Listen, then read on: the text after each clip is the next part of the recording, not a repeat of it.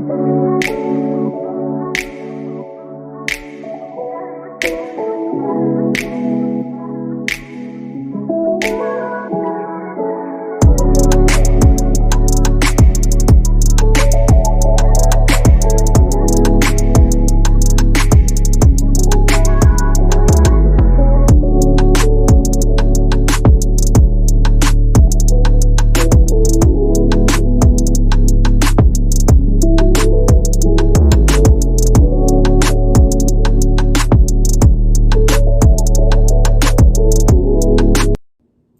hello, welcome back. You all are still here, and we appreciate you. Thank you for coming back for episode 3 of I Want Out. And this episode, guys, is called Following My North Star. So for those of you who are new to this channel, let me just kind of reintroduce myself. I am a human resource professional. I have over 13 years of human resource experience. Started out my journey in human resources as an HR coordinator and transitioned from there to an HR generalist. And then I did recruiting for a number of years. I recruited both in the technology, financial, as well as consumer relations fields, as well as the energy field.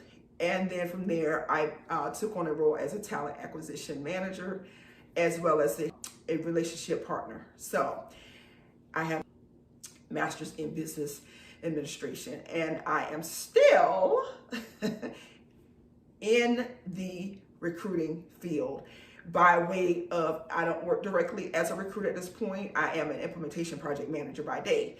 However, I love it. I am obsessed with all things human resources, which is why I started this channel and this series. I enjoy, guys, just helping people get jobs. I enjoy helping people have a better quality of life. I am what you would call a life learner. I love learning. I remember my mom used to say, "You have been in school since you were 5."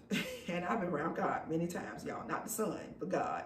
And I'm still, learning, still always in someone's class, getting some type of degree, certification, and whatnot. So welcome to the channel, y'all. Boss Lady _overflow. Thank you for stopping by. Please, y'all, like, comment, share, and subscribe. If there's anyone in your circle, in your community, whom you are aware of that wants to just get out of where they are, they're just sick of it, they're over it, they can't do it anymore, they're tired, and they want to just need a change. A lot has happened. People are exhausted. There's been a shift in the atmosphere, if you will. And so individuals are now in the process of looking for that new. They're reestablishing themselves.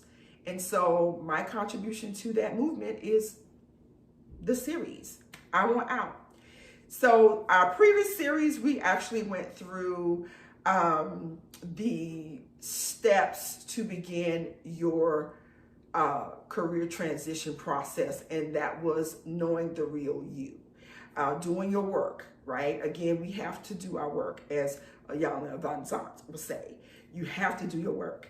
I'm not going to say nothing's going to fall in your lap, because a lot of people have gotten blessed by things, just meeting the right people, being at the right place at the right time, and knowing the right person.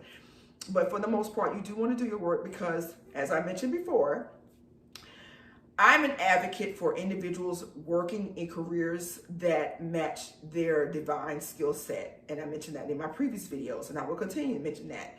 You are most pleased and happy when you are working a role that matches who you are internally.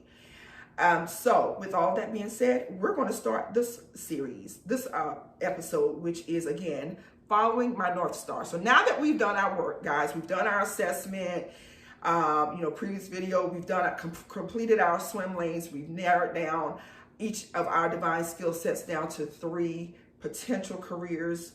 What we want to do now is, again, the first step, and this is going to tie into something that was mentioned previously. Step 1 for following your North Star is, again, establish a finite time of when you would like to be in your role, okay? And this should be done before you start your self-assessment, because when you do your rating for your potential careers, that's what you're going to leverage to determine when you whether or not it's possible or realistic for you to start this potential career when you're doing your career assessments. So you want to be realistic with this timeline, right? Again, if you see me looking down, that's because my notes are here, and I want to make sure I cover everything that I've put in the work to give you guys this, this wealth of information, and I just want to make sure that I convey that to you all in the video. So I apologize in advance if you see me looking down. But again, you want to be realistic with your timeline. Some roles, guys, require additional education. It is what it is. In addition to me being an HR professional and a project manager, I'm also a licensed real estate broker. And when I decided to become a broker, I knew how hard that exam was. And in addition to that, I had to set a realistic time frame, because I didn't know if I would have to repeat the class, how long it would take, because it was so in depth. So some roles require certifications. Some roles require a degree. If you don't have any previous collegiate credits, you may have to start over, or you may have to start from scratch.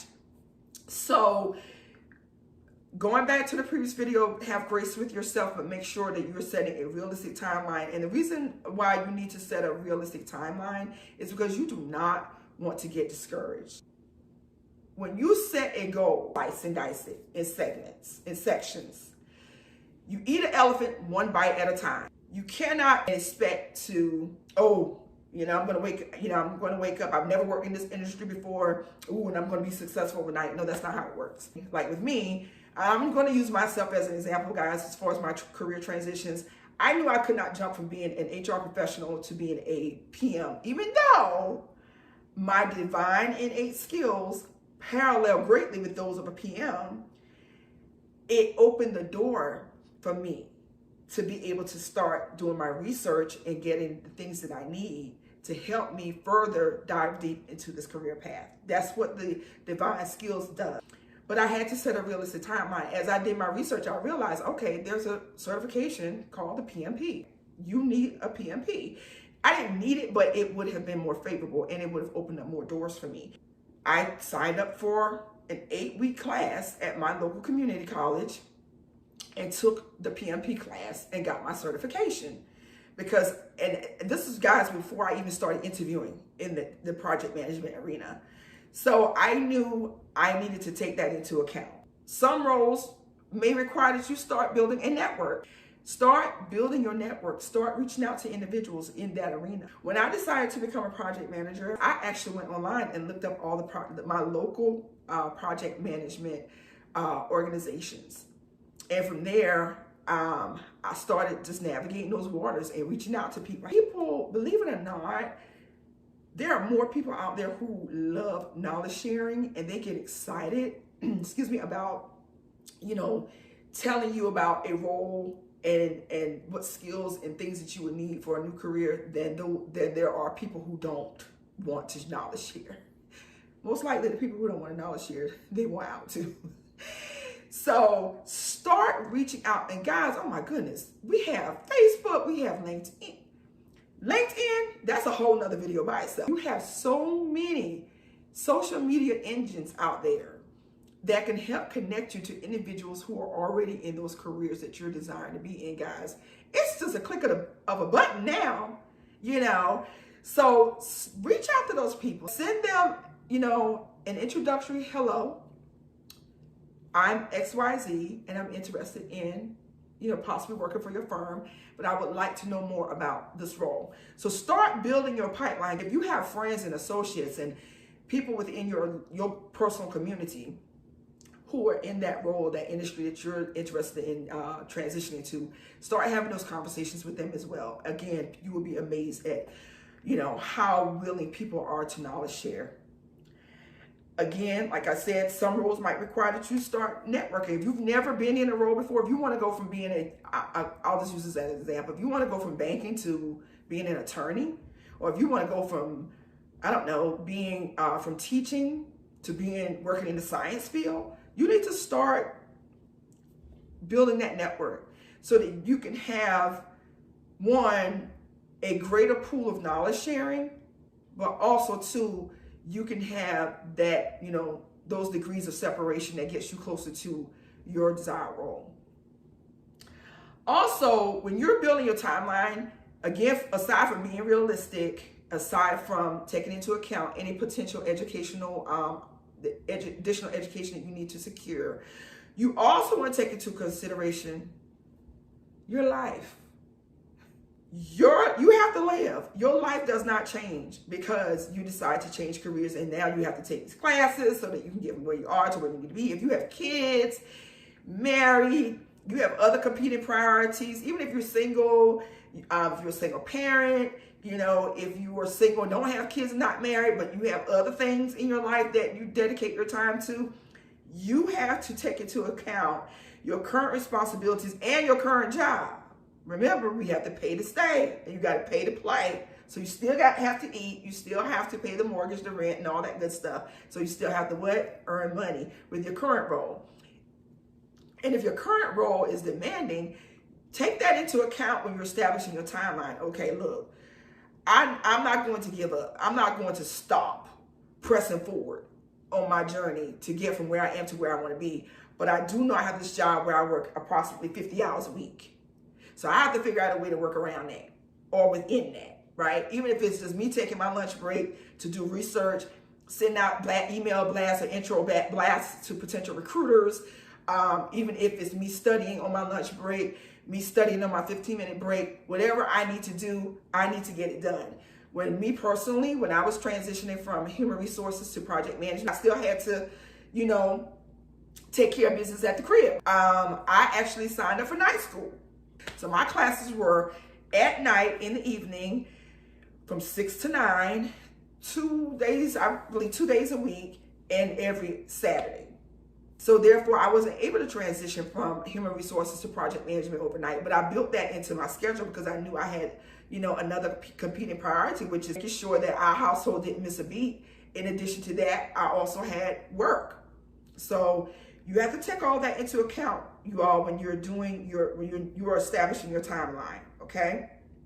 And make sure you're doing a good assessment as far as how do you plan to work on your new quest while balancing your priority. Start establishing a strategy between your new quest and balancing your current existing priorities. So that way you don't get overwhelmed, you don't get frustrated, and you don't just throw caution to the wind, right? Because nothing beats a failure but a try, and it can be done. I'm here to tell you, I'm a living example. So let's keep moving on because I don't want this video to be too long. Point number 2, start field study on your new role. Start speaking with people who are currently working in the industry or the role that you're desiring to be in. There's 3 different people you need to talk to. Speak with someone who has been in the role less than a year. That's your primary person. And the reason being, a person who is new, who has been in the role less than a year, have fresh eyes. They can give you a fresh perspective on the company, on the processes, and on the role as a whole. And in addition to that, a lot of the things that they did to get to where you're trying to be is still viable because they literally just got there yesterday. So you definitely want to speak to someone who has less than a year in the role. The second person you want to interview is a person who has been in the role at least 4 to 5 years. Okay? The reason why you want to interview this person is because they are past the learning curve. They've been in it. They've been doing it. They're going to give you the real look. They will give you the good, bad, ugly, and great. All right? This person's been in it for 4 to 5 years. At this point, they can do it in their sleep. So a person who's been in the role 4 or 5 years, they're over it. Just be a little careful because of that, because they may give you more cons than pros. But like my mom would say, take out the meat and throw away the bone, meaning get what you need and just don't pay attention to the negative stuff. Be able to discern what is coming from an emotional perspective with them and what is factual and what you can use to help you make your decision. But you definitely want to speak with someone who's been in the role at least 4 to 5 years, because they're going to give you a more realistic view of what the role entails. And then the third person you want to interview or speak with or have a consultation with is someone who's been with the company or in the role 7 to 10 years. Y'all, there are people out there who love what they do, and they've been in their role for 15, 20 years, never left. Same company, same role. They just love it. They don't want to move away. I've met people who never wanted to, be promoted or leave their role. And subsequently, some I've met that were like that, they ended up having to move because they, their salary, they topped out with their salary, so they had to get another role. But you want to talk to this person because this person is going to provide you wisdom. This person is your golden goose. And the reason why I say that is because they're going to give you some good wisdom. They've been in this role for a long time. They've been with this company for a long time. They have some skin in the game. They're going to tell you, how to successfully navigate promotions, how to create niche work, meaning how you can help yourself stand out more because they've been in it. They know the tricks of the trade. They're also going to, just help you with how to navigate, have winning strategies when you're facing adversity in the role, because they've been in it. They know the people. They know the players, guys. They know the players. They've been in this role for 7 to 10 years, or with this company for 7, 10, 15, 20 years. They know who's who. People have come and gone, and they're still there because they know something or someone in most cases, but they're either great at what they do or they just have established that foundation relationally where, they've been able to just have a long tenure in their role. So they're going to be able to tell you the tricks of the trade. Like I said, they also know the players outside of the company because they've interacted with individuals, most likely 9 times out of 10. They've interacted with third-party vendors and third-party business partners. So they can direct you to people outside the firm and that can further help you with your career, potential career transition. So people who have been in the role for 7 to 10 years, they can also help you build a strong network because they know people and they already have a strong network. And most of these people, individuals, guys, are SMEs. They're subject matter experts. And so they're the go-to person. Okay? They are the go-to person. The next thing you want to do in this point, which is point 2, as far as starting your field study, the most important part of your field study is reviewing the salary for your role. You definitely want to look for a pay scale. A pay scale is a low, middle, and high range. We'll do an in-depth video on salary. Point number 3. Start reviewing job descriptions to prepare for your rebranding. Okay? You've spoken to, someone who's been in the position 6 months. You've spoken to someone who's been in the position 4 to 5 years. You've spoken to someone who's been in the position for 7 to 10 years. You have done an assessment on how long it may take for you to get from where you are to where you want to be by incorporating your current lifestyle and your current responsibilities. Now, guys, we're at the point where we are ready to what? We're now ready to really, really look at our job description and see what this new potential role looks like from the employer's perspective.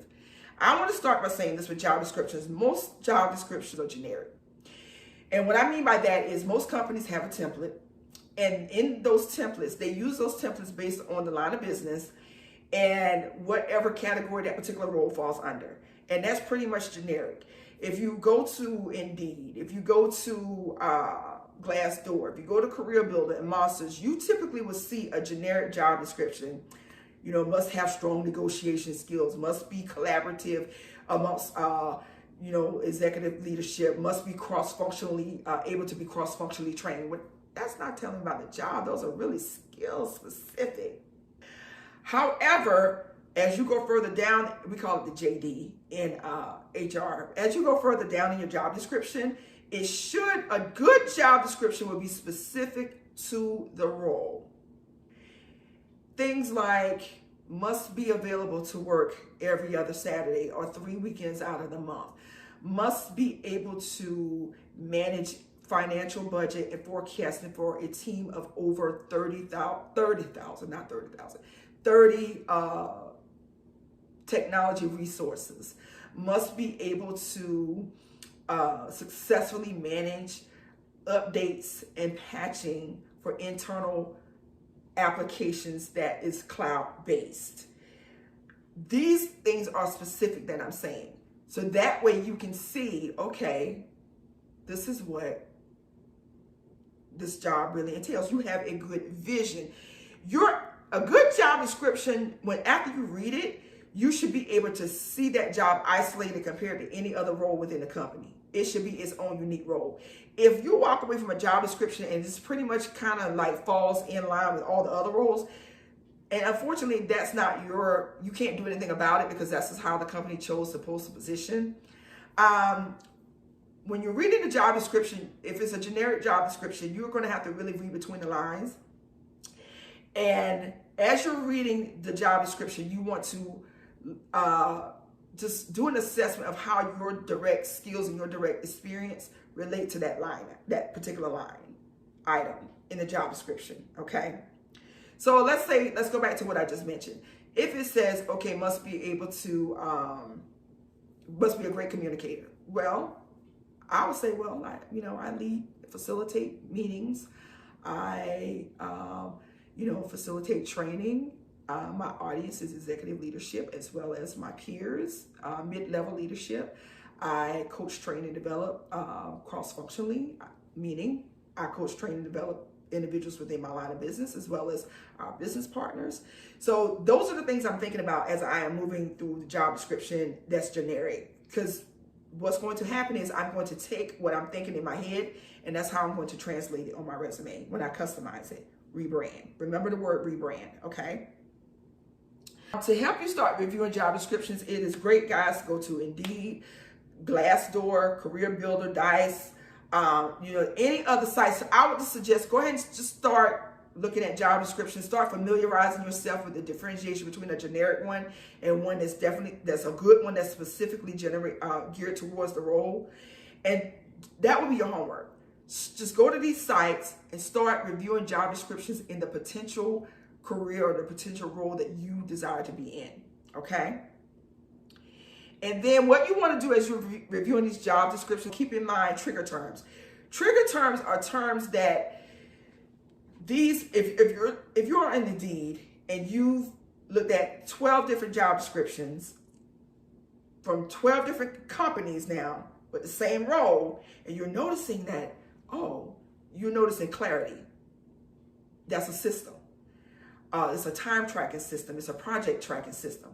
You're noticing they are mentioning that a lot. If you're noticing Excel being mentioned a lot, pivot tables being mentioned a lot.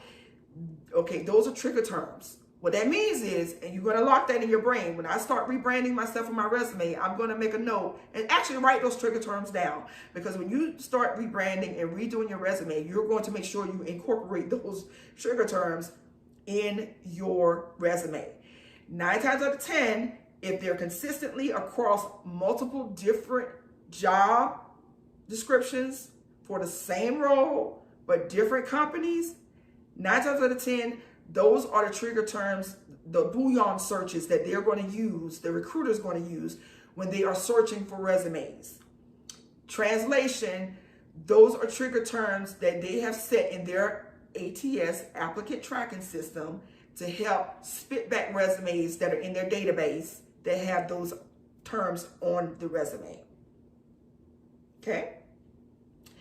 So, you also want to make sure that, like I said, as you're reading these job descriptions, line by line, each line that you read on a job description, you want to make sure that you can translate your skill set and your current experience to fit what's listed in that job description, okay?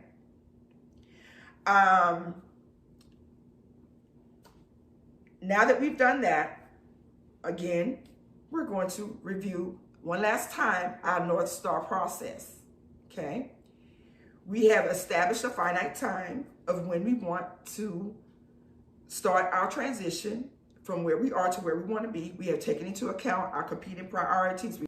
Point number 2, we've started our field study on our new role, meaning we've interviewed individuals at different stages of their career who are currently in that particular field. Now, point number 3, we want to start looking at job descriptions. We're not applying for anything yet. Familiarizing ourselves with those core basic skill sets that most companies, that I will need to obtain and most companies desire for the role. Now that we've done that work, we've completed our North Star. Now we're ready to rebrand. We're ready now to start putting pen to paper, and we're ready to start building our resume. And that means we are now rebranding ourselves. Now we're going to take who we currently are and on paper and all the data that we have obtained now from doing our work. Now we're going to start building the new us from a career perspective on paper. And the title of the episode 4 is Let Me Reintroduce Myself. Alrighty. This video was long, y'all. I do apologize. But again, thank you so much for stopping by. Please put any questions, concerns that you have in the comments. I'll be happy to address them. Guys, interacting with me would definitely help me along this YouTube journey as far as giving you what you need. Because again, we know how important transitioning out of our career current career into a new career, how intimidating it could be. It could be very scary. Y'all take care, and I'll see you guys on the next episode. Let me reintroduce myself. Take care. Like, comment, share, and subscribe. Bye-bye.